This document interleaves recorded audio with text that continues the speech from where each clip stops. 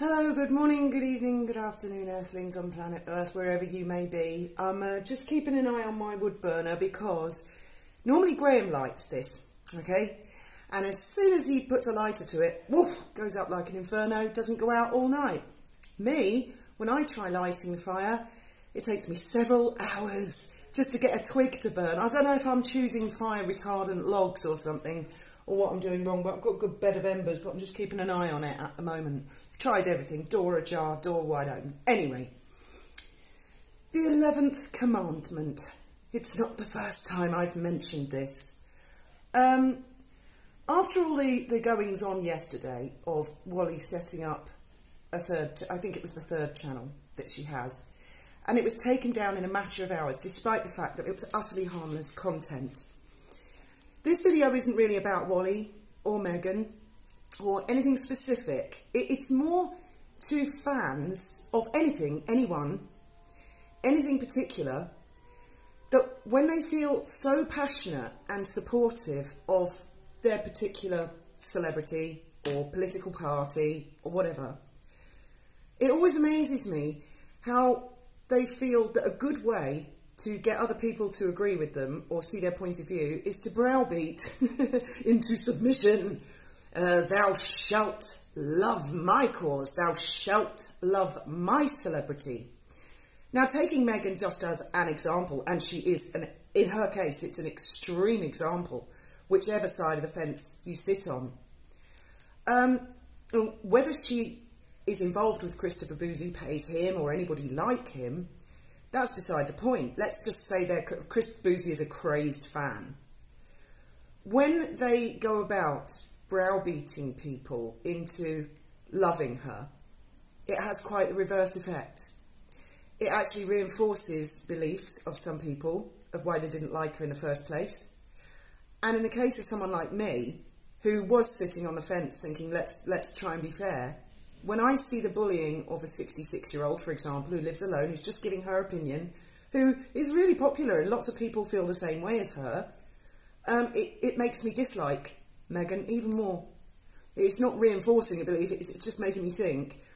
And that might actually be very unfair to Megan, because just for a minute, let's just say, she doesn't even know Chris Boozy exists. She has no idea. We know that's bollocks, because he was on her documentary. But let's just pretend, you know, that was her director, her production person, and she's never met Boozy. She doesn't know who he is. He's not doing her any favours at all. In fact, if anything, if she's nothing to do with him, she should seek him out, sue him, and tell him to I think you can finish the rest of the acronym.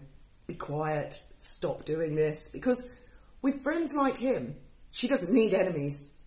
She doesn't need Jeremy Clarkson, actually, has probably helped her cause a lot more by, as he put it himself, his clumsy way of some sort of weird analogy, which I still don't completely get because I never watched Game of Thrones. But why is it that with some fans of Meghan Markle, if you even say a tiny, weeny little bit of criticism, like you might say, oh, I thought she looked really good on that particular occasion, but I wasn't sure about her hair, that apparently is sufficient for them to get triggered and just go mental and lose their shit all over the place, because you're not allowed to say anything in some of their eyes unless it is complete and utter adoration. And I don't think they realise they actually hurt her. They're hurting her. They hurt her popularity. You cannot beat people into submission. You cannot force people to like or love someone. It cannot be, thou shalt adore Meghan Markle. No less will do. It just doesn't work like that. I remember being, when I was a Ramona, Brexit, that's another horribly divisive thing, and I don't want to talk about politics. Now, some of the people I knew who voted leave, they were actually really reasonable, and I got on okay with them. It was the ones that tried to browbeat me into submission, suck it up, buttercup, and that sort of thing. And I wasn't even allowed to vote, not because I live in Spain. I wasn't allowed to vote in the Brexit referendum because when I did live in the UK, I lived on a boat because I was too poor to live in a house, and therefore that disqualified me and Graham from having a democratic vote. Okay, I'm not going to go into that one, but that one's to my grave. that will grate on my nerves. So then but for people to try and sell the argument of leaving the EU, I never felt that threatening and being abusive were good tactics. They were never gonna win me over. Do you know what I mean? Any more than someone like Christopher Boozy is going to win me over or persuade me that Meghan is nice, which it seems to me what she's trying to do with the Netflix and the constant interviews. She's thinking, I'll give it another shot. I'll give it another shot. You know, maybe people will love me after I've said this. She wants to be popular. I believe that's what she wants. She wants to be popular. It's never going to happen. Go around picking on people in their 60s, pensioners, telling people to be silent, that the only thing they're allowed to do is worship. Anyway, I'm not going to ramble on too much. Oh, my bloody log's going out again. Oh. I'm going to put the door to create a draft. Also, I'd like to say thank you all very, very much for coming on the live last night. Absolutely everybody. Sue Smith, Duchess of Nice Sussex, Dutch Charles the Bonty Shit Show, absolutely average, Glinda the Good, Ruth Ann. Have I missed anybody? I probably have. Oh yes, and Wally. Wasn't that amazing? If you want to see what Yankee Wally looks like, go and have a look at last night's live on my channel.